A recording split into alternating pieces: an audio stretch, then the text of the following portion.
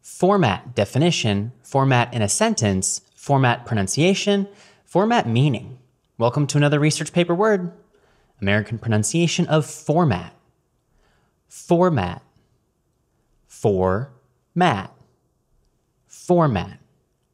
Format as a noun means the way something is arranged. Format as a verb means to arrange something in a standard or acceptable way. Common usages in academic writing: to format a paper, to format a drive, the standard format, a new format, a revised format. Example sentence: format noun.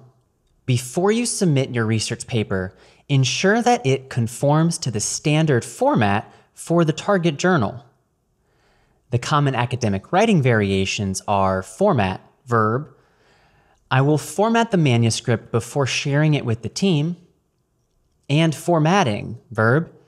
By downloading the template, you can modify the textual formatting or other aspects of the design. Please write a sentence using format in the comments section. I will read it and reply.